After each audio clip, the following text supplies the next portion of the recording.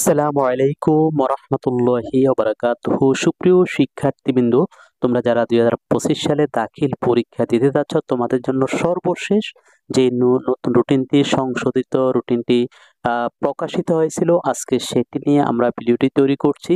তো আমরা আশা করেছিলাম যে তোমাদের রুটিনটি কর্তৃপক্ষ বা মাদ্রাসা শিক্ষা বোর্ড, বাংলাদেশ মাদ্রাসা শিক্ষা বোর্ড তারা বিবেচনা করবেন, যেহেতু একাধারে 4 দিন তোমাদের কিন্তু পরীক্ষা হবে, যে পরীক্ষাটি তোমাদের জন্য অত্যন্ত কষ্টকর হবে। তারপরেও তারা যদি কর্তৃপক্ষ, তোমরা এখানে দেখতে পাচ্ছ যে সর্বশেষ সংশোধিত, এরপরে আমার মনে হয় না সংশোধন হবে। এরপরে এটি দেখতে পাচ্ছ 25শে মার্চ যেটি, সেটি কিন্তু সর্বশেষ। তো 2025 সালের পরীক্ষা সংশোধনের সময়সূচি তারা শেষে একটি কথা বলেছেন যে বিশেষ প্রয়োজনে বোর্ড কর্তৃপক্ষ এই সময়সূচি পরিবর্তন করতে পারবেন। তো আমরা আশা করছি মাত্র 4 দিন আছে, বা পরীক্ষার ভিতরে হয়তো তারা চেঞ্জ করতে পারে।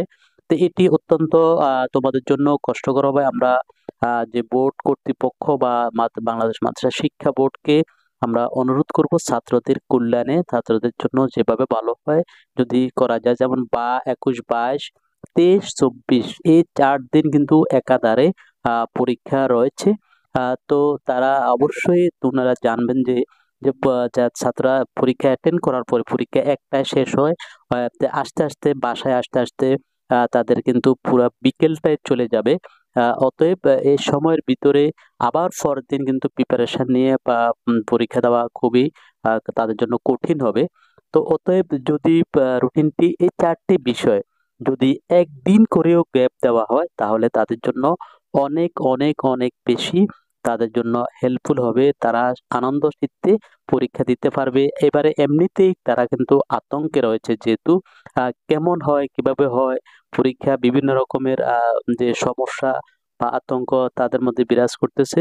তো এই জন্য যদি পরীক্ষার যে গ্যাপটুকু যদি করা যায়, অর্থাৎ একদিন করে যদি প্রত্যেকটি বিষয় যেগুলোতে গ্যাপস নাই এগুলোতে গ্যাপ দেওয়া যায়, যেহেতু টাইম ফ্রেম যেটি দেওয়া হয়েছে যে 1 মাস বা পরের মাসের 15 তারিখ পর্যন্ত, এই সময়ের ভিতরে সময় বাড়ালে কোনো সমস্যা হওয়ার কথা না।